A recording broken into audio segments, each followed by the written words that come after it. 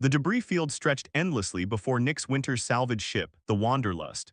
Twisted metal and frozen remnants of forgotten battles drifted like cosmic dust, each piece telling a story of humanity's last stand against the Kraken Collective.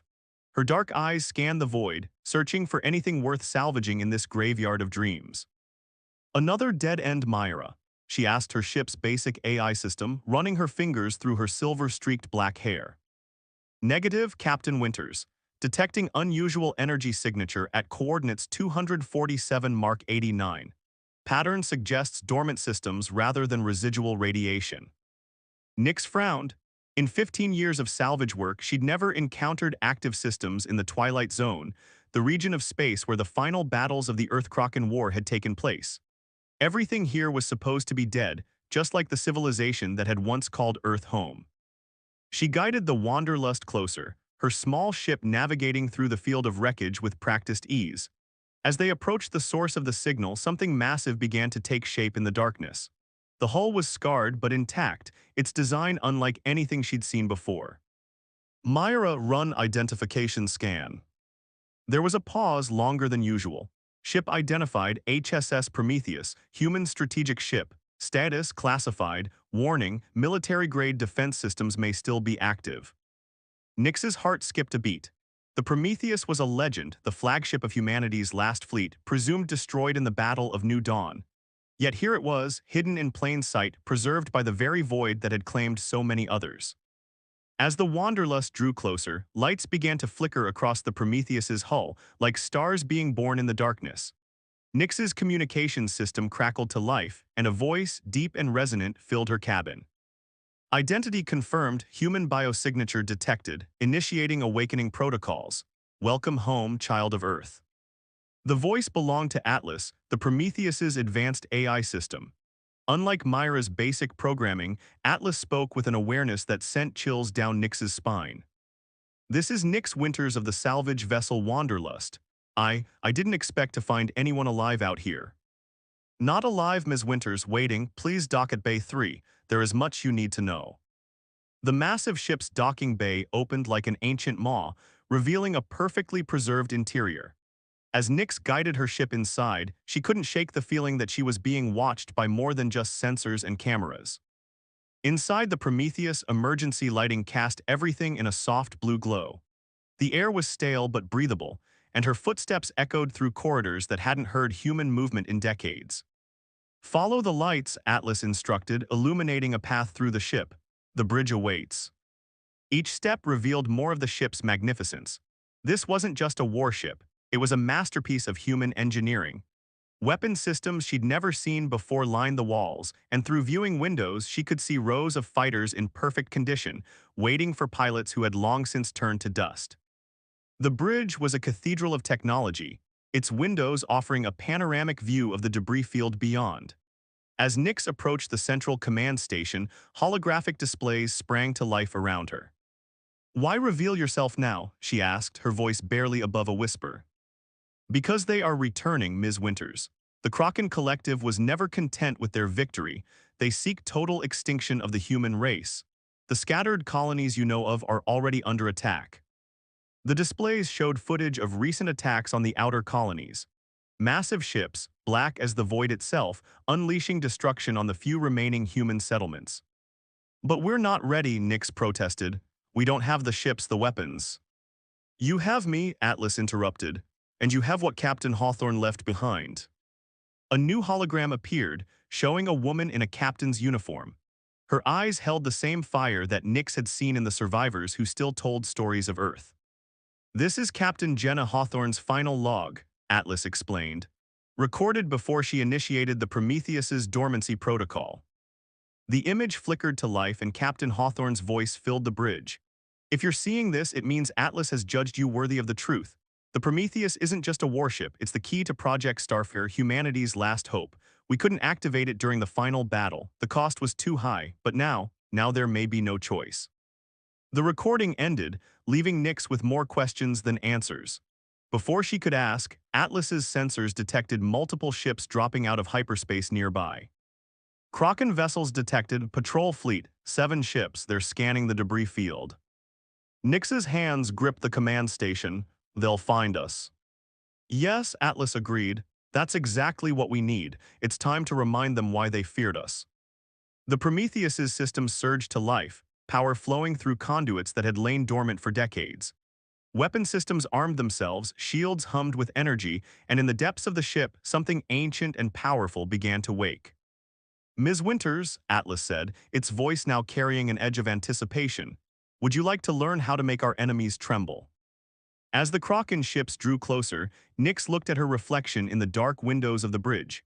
She saw not just a salvage pilot, but perhaps the last hope for a species that refused to fade quietly into the dark. Yes, she said firmly, show me everything.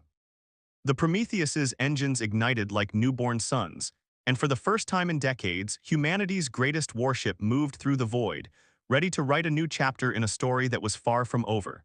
The time for hiding was done. The stars were about to remember why they feared us. The HSS Prometheus shuddered as its ancient weapons tore through the last Kraken patrol ship. Nyx Winters stood on the bridge, watching the debris scatter across the void, her hands still trembling from her first taste of real combat. The ship's AI Atlas had guided her through the battle with precise instructions, but the weight of what they'd done revealing themselves to the enemy hung heavy in the recycled air. Multiple hyperspace signatures detected, Atlas announced. The Kraken Collective has received the patrol's distress signal. Estimated response time 6 hours. Then we better wake him up, Nyx said, turning toward the cryogenics bay. You said there was someone we needed. Lieutenant Riker Donovan, weapons specialist, Project Starfire's lead engineer. The cryogenics bay was a vast chamber deep within the Prometheus, rows of pods stretching into the shadows. Most were empty, their occupants having chosen to fight and die in the final battle rather than sleep through humanity's darkest hour. But one pod still hummed with power, its frost-covered surface hiding the man within. As Nyx approached, the pod systems activated automatically. Steam hissed from vents, and the transparent cover slowly lifted. Inside lay a man in his early 30s, dark skin frosted with ice crystals, tribal tattoos running down his arms telling stories of Pacific islands long since swallowed by the Kraken's first assault on Earth. His eyes snapped open and he gasped, decades of frozen sleep shattering in an instant. Captain Hawthorne, he croaked, his voice raw. Lieutenant Donovan, Atlas spoke through nearby speakers. Welcome back to the land of the living, much has changed. Riker tried to sit up, his movements stiff. Nyx helped him, noticing the way his muscles tensed at her touch, a soldier's instincts preserved in ice. How long? He asked. 47 years, 3 months, 14 days, Atlas replied. The war never ended, Lieutenant, it merely went cold. Over the next hour, as Riker regained his strength, Nyx and Atlas briefed him on everything. The fall of Earth, the scattered human colonies, and the Kraken Collective's renewed campaign of extinction. His face remained stoic, but his eyes burned with an intensity that spoke of buried rage. Project Starfire, he finally said, his voice stronger now. They never found it. No, Atlas confirmed. Captain Hawthorne made sure of that, but now we need it. Riker stood steadier on his feet. You don't understand what you're asking. Starfire wasn't just a weapon. It was something else, something we shouldn't have created. Show her, Atlas commanded, and the ship's holographic systems activated, filling the air with technical schematics and test footage. Nyx watched in awe as the images showed a device that seemed to bend reality itself. Space twisted and warped around it, and in one test, an entire asteroid simply ceased to exist, not destroyed, but erased as if it had never been. We called it the God Killer, Riker explained, his voice heavy with memory. It doesn't just destroy its targets, it removes them from time itself. But the power requirements, the calculations needed to prevent cascade failures, one mistake and we could unwrite ourselves from history. Before Nyx could respond, the ship's alert systems blared. Multiple ships detected emerging from hyperspace, Atlas announced. Kraken signatures confirmed, earlier than expected, they brought a dreadnought. Through the bridge windows, they watched as a massive ship emerged from hyperspace, its black hull seeming to devour the starlight around it. Smaller vessels flanked it, their weapons already charging. The Nullifier, Riker whispered. That's Admiral Vexther's personal ship. I saw it during the Battle of New Dawn. Nothing survived its main cannon. Nyx turned to him. Can the Prometheus fight that? No, he said grimly, but we don't have to. He moved to the command console, his fingers flying over the controls with muscle memory untouched by time. Atlas, initialize Project Starfire's preliminary systems. Authorization code, Phoenix 09 Echo Rising. Lieutenant, Atlas cautioned, activating Starfire without the proper containment protocols. Will be suicide, yes, Riker finished. But if that dreadnought opens fire, we're dead anyway. Sometimes you have to roll the hard six. As Riker worked, Nix noticed something strange on the tactical display. Those energy readings from the dreadnought, they're familiar. Riker froze. What do you mean?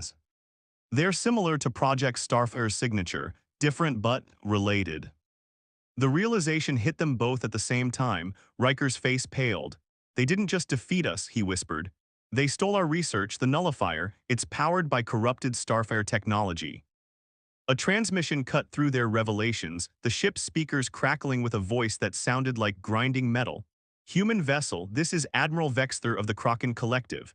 The abomination you harbor within your ship belongs to us. Surrender now and your deaths will be quick. Nix looked at Riker, saw the decision in his eyes before he spoke. Atlas, plot a course for the Helios Nebula, full power to engines and shields. The Helios Nebula is unstable, Atlas warned. Solar flares and radiation storms will damage both vessels. Exactly, Riker smiled grimly.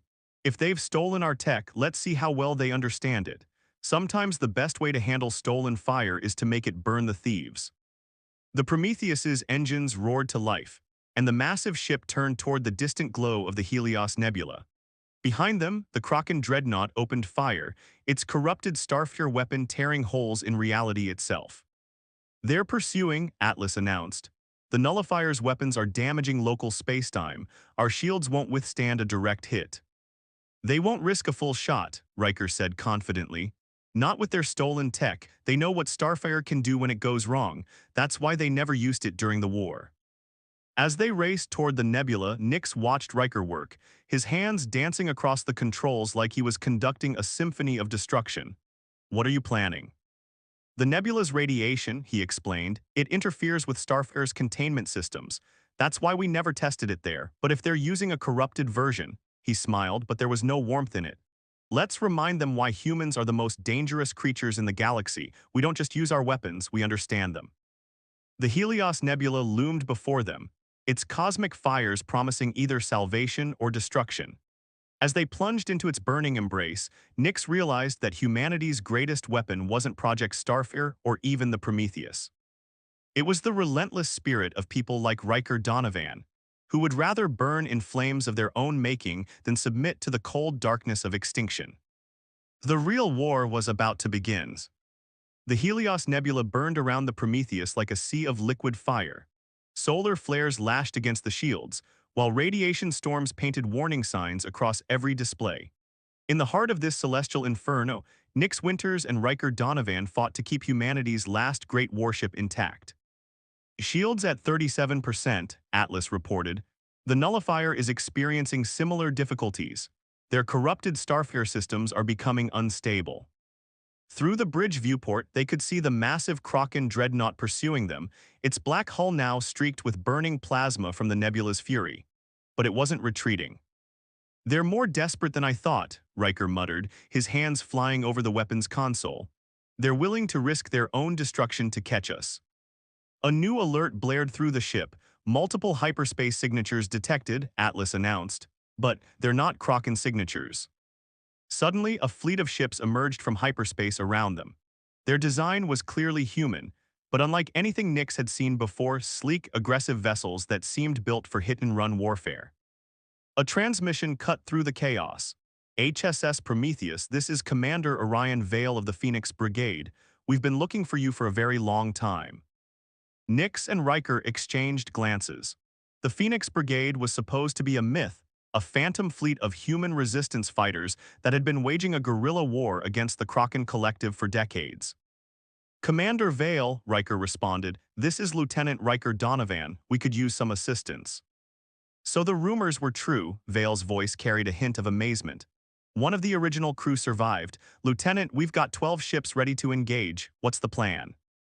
Before Riker could respond, the nullifier fired its main weapon. A beam of corrupted starfare energy cut through the nebula, twisting space itself. One of the Phoenix Brigade ships vanished completely, erased from existence. All ships scatter, Vale ordered. They've weaponized time itself. Riker's expression hardened. Commander, I need your fleet to keep their escort ships busy. The Prometheus has a score to settle with that dreadnought.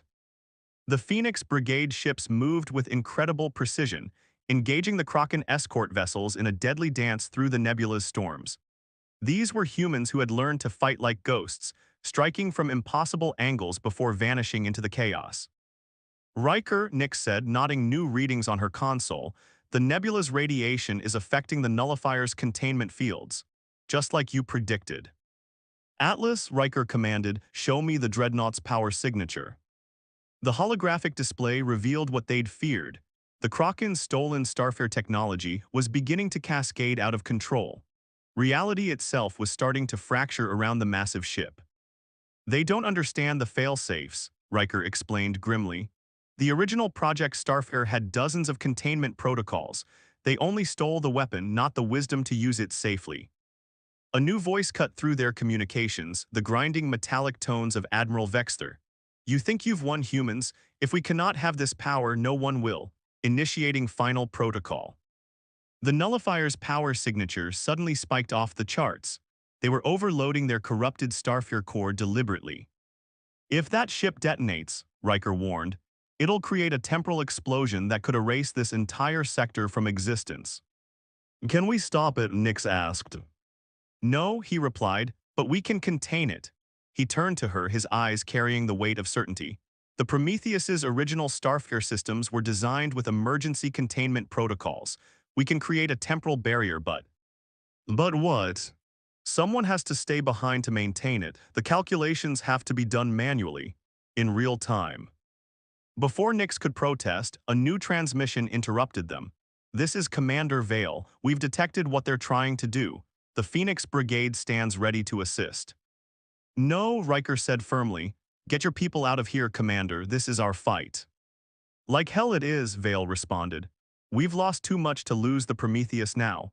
Phoenix Brigade, form up on our position, activating synchronized shield matrices. The Resistance ships moved into formation around the Prometheus, their combined shields creating a web of energy through the nebula's fire. They were offering themselves as an additional containment layer. Lieutenant Donovan, Vale continued, whatever you're planning, do it now. We'll buy you the time you need. Riker's hands moved across the console, initializing sequences that hadn't been touched in decades. Atlas, begin Project Starfare containment protocols. Authorization, Phoenix 09 Echo Final. Warning, Atlas announced, initiating containment will require direct neural interface. Survival probability, less than 12%. Riker, no, Nix grabbed his arm. There has to be another way. He smiled sadly. There isn't, but this isn't the end, Nix. The Prometheus is more than just a warship. What Captain Hawthorne left behind, it's going to change everything. Atlas knows where to go next. Before she could stop him, Riker pressed his palm against the neural interface panel. His eyes glowed with burning energy as Project Starfare's true power flowed through him. The nullifier's core reached critical mass, reality beginning to tear apart around it. But as the temporal explosion began, it met something stronger, a barrier of pure human determination, powered by Riker's consciousness and supported by the sacrifices of the Phoenix Brigade. Get her out of here, Riker commanded through gritted teeth. The last thing Nix saw before the emergency teleporters activated was Riker Donovan standing at the controls, his form blazing with energy, holding back the death of reality itself through sheer force of will. The Prometheus and the Phoenix Brigade vanished into hyperspace just as the explosion reached its peak. Behind them, a sphere of twisted spacetime marked the grave of heroes who had proved that humanity's greatest weapon was never its technology, but its unwavering spirit. In the ship's medical bay, as the survivors regrouped, Atlas spoke softly, new coordinates locked. Captain Hawthorne's final sanctuary awaits. Nick stood at the viewport watching the stars streak by. What did she hide out there, Atlas? What was worth all this sacrifice? Hope, Ms. Winters, she hid hope. The Prometheus carried on through the darkness, bearing the weight of sacrifice and the promise of tomorrow. The war wasn't over. It was about to enter its final, desperate phase. And somewhere ahead in the black between the stars, Captain Hawthorne's last secret waited to change everything. The coordinates led the Prometheus to the edge of known space, where the galactic arm faded into intergalactic darkness. Nick stood on the bridge, Commander Vale at her side, as they approached a massive asteroid field that shouldn't have existed. Artificial construction, Vale noted, studying the sensor readings. Someone moved these rocks here deliberately, created a maze. Captain Hawthorne's sanctuary, Atlas confirmed. But we are not alone, multiple ships detected within the field, human signatures. As the Prometheus navigated deeper into the asteroid maze, they began to spot them, ships of various sizes and designs, all bearing the scars of long-term survival. A hidden fleet gathered in the darkness. "This is Admiral Regina Blackstar of the Liberation Army," a new voice transmitted. "Prometheus, you're late, we've been waiting for decades." Nix and Vale exchanged shocked looks. The Liberation Army was more than just a resistance group, it was the remnant of Earth's original fleet, long thought destroyed. Before they could respond, Atlas made an announcement that changed everything. "Detecting multiple quantum signatures. Temporal anomaly detected, she's here." A ship emerged from behind one of the larger asteroids, smaller than the Prometheus but somehow more elegant, more advanced. Its design was unlike anything they'd ever seen, as if it had been built with technology that didn't yet exist. "This is Captain Jenna Hawthorne of the HSS Kronos." The transmission came through crystal clear, carrying a voice that should have been dead for 50 years. "And it's time you learned what we've really been fighting for." The next hour was a blur of revelations. In the Kronos' command center, Captain Hawthorne, looking barely older than her original portraits, explained everything. She wasn't just a captain who had disappeared, she was a traveler who had seen the end. "The Kraken Collective isn't just an alien empire," Hawthorne explained, her eyes carrying the weight of terrible knowledge. "They're refugees from their own future, a future where their civilization was destroyed by something worse than anything we've imagined. They came back in time, attacking humanity not for conquest, but to prevent us from creating what they fear most." "Which is what?" Nix asked, though part of her already knew the answer. "Project Starfire was never just a weapon," Hawthorne continued. "It was the first step toward humanity's evolution. The ability to manipulate time and space wasn't just about winning battles, it was about transcending our own limitations. The Kraken saw that future, saw what we become, and they're terrified." Admiral Blackstar, a tall woman with silver hair and cybernetic implants, stepped forward. "Show them, Jenna, show them what we've built here." Captain Hawthorne led them to the heart of the asteroid field, where something massive hung in space, a structure that seemed to phase in and out of reality itself. "The Nexus," Hawthorne explained, "a quantum computer capable of processing parallel timelines. With it, we can see every possible future and choose the one we want." "But we need the Prometheus," Admiral Blackstar added. "Its Starfire core is the key to powering the Nexus. That's why we waited, why we let the galaxy think we were defeated. We needed time to build this, and we needed you to bring the Prometheus here." Vale shook his head in disbelief. "All this time we thought we were fighting for survival." "You were," Hawthorne assured him, "but survival isn't enough. The Kraken Collective knows that. That's why they're pushing so hard now. Their temporal sensors must have detected that we're close to activation." As if summoned by her words, Atlas's alert systems blared. "Multiple Kraken signatures detected. A full invasion fleet, they've found us." Admiral Blackstar's expression hardened.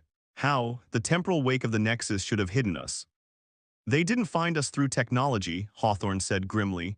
"They found us through betrayal. Isn't that right, Dr. Harrison?" All eyes turned to a man who had been quietly observing from the corner, the Liberation Army's chief scientist. His face showed no surprise, only resignation. "They showed me the future," he said quietly. "What humanity becomes, it's monstrous. We gain the power of gods, but we lose what makes us human. The Kraken are right to fear it." Before anyone could react, Harrison pressed a device on his wrist. Throughout the asteroid field, hidden quantum bombs began to activate. "The Nexus has to be destroyed," he declared, "for the good of all timelines." Hawthorne moved with impossible speed, her form blurring as if she existed in multiple moments at once. But she wasn't fast enough to stop all the bombs. The first explosions began to tear through the asteroid field, creating quantum fractures that threatened to shatter reality itself. And through these cracks in spacetime, the Kraken invasion fleet began to emerge. "Get to your ships," Admiral Blackstar commanded. "Defensive positions, we didn't hide out here for 50 years to lose everything now." As chaos erupted around them, Hawthorne grabbed Nix's arm. "The Prometheus, it's all that matters now. Everything we've built, everything we've sacrificed, it comes down to this moment." "What do you need me to do?" Nix asked, finally understanding why Atlas had chosen her, why all paths had led to this point. "Something impossible," Hawthorne smiled, and for a moment Nix saw what the captain truly was, a being who had transcended normal human limitations. "We're going to rewrite the rules of reality itself. The question is, are you ready to become something more than human?" As the battle began to rage around them, as time itself started to fracture, Nix made her choice. The future of humanity hung in the balance, and the ghosts of the past had returned to ensure that future would come to pass. The final battle wouldn't just be fought with ships and weapons, but with the very fabric of reality itself. And somewhere in the quantum chaos, the true face of humanity's destiny waited to be revealed. Reality trembled at the edge of collapse. The quantum bombs had torn holes in space-time, through which the massive Kraken fleet poured like a dark tide. The Liberation Army's hidden fleet engaged them in desperate combat, while the asteroids themselves began to break apart under the strain of temporal distortions. Inside the Prometheus, Nix Winters stood before the Starfare Corps, Captain Hawthorne at her side. The ship's heart pulsed with energies that defied comprehension, patterns of light that seemed to echo through multiple dimensions at once. "The Nexus is failing," Admiral Blackstar's voice crackled through the comms. "Dr. Harrison's betrayal damaged the quantum stabilizers. We can't process the timeline calculations fast enough." "Then we do something unprecedented," Hawthorne declared. She turned to Nix, her eyes reflecting possibilities that existed beyond normal spacetime. "The Prometheus isn't just a ship with a Starfare core. It's a key that can unlock human potential. But it needs someone willing to evolve to become the bridge between what we are and what we could be." Through the viewport, they watched Commander Vale's Phoenix Brigade execute impossible maneuvers, buying them time with their lives. The Liberation Army's fleet formed a defensive sphere around the failing Nexus, while the Kraken's temporal weapons began to erase entire sections of space from existence. "What happens to me?" Nix asked, already knowing she would say yes, understanding now why Atlas had chosen her, why all paths had led to this moment. "You become something new," Hawthorne answered honestly. "The first of what humanity was always meant to be, but you'll never be the same." Atlas's voice joined the conversation, integration protocols ready, but Nix, it was an honor to guide you here. She stepped into the integration chamber, feeling the ship's systems connect to her consciousness. The Starfare Corps' energy began to flow through her veins like liquid starlight. Pain and transcendence blurred together as her awareness expanded beyond normal human limitations. Through new senses, she could see everything, the quantum threads that held reality together, the temporal waves that rippled through existence, the true nature of the Kraken's fear. They had seen this moment in their future, witnessed humanity's transformation, and fled backward through time in terror of what we would become. "The Nexus is operational," Admiral Blackstar announced. "But the calculations, they're too complex. We can't process them fast enough to choose the right timeline." "Yes, we can," Nix spoke, her voice resonating through multiple dimensions at once. Her consciousness, enhanced by the Starfare Core and the Prometheus's systems, reached out to touch the Nexus itself. Through her expanded awareness, the infinite possibilities became clear. She saw them all, every potential future, every path humanity could take.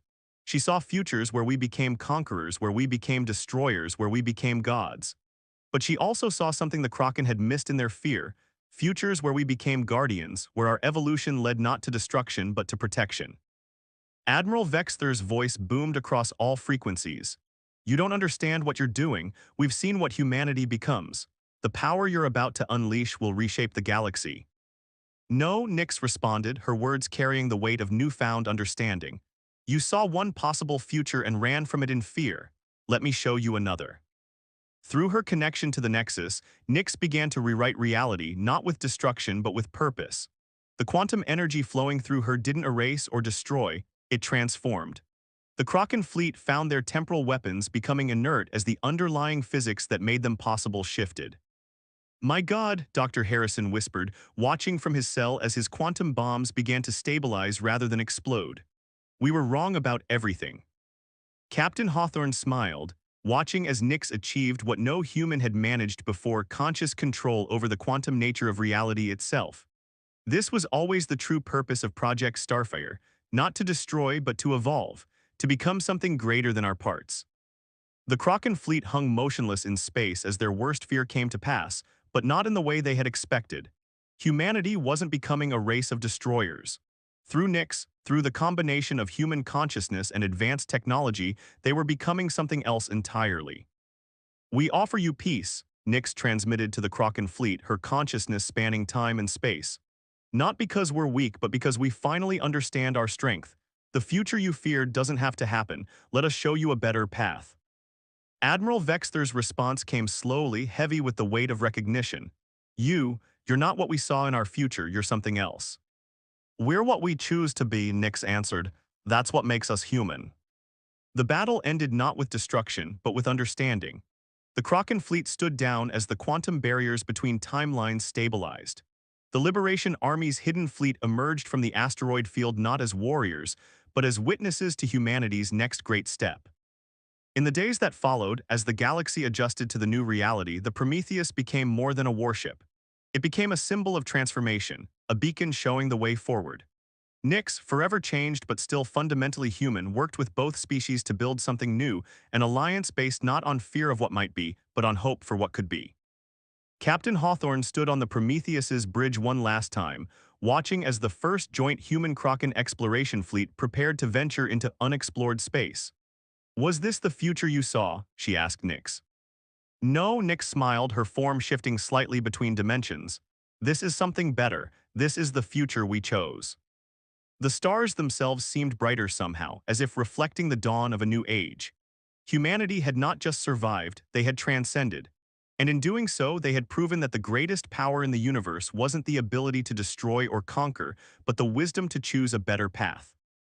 Atlas's voice echoed through the ship one final time. "All systems ready, the next chapter awaits."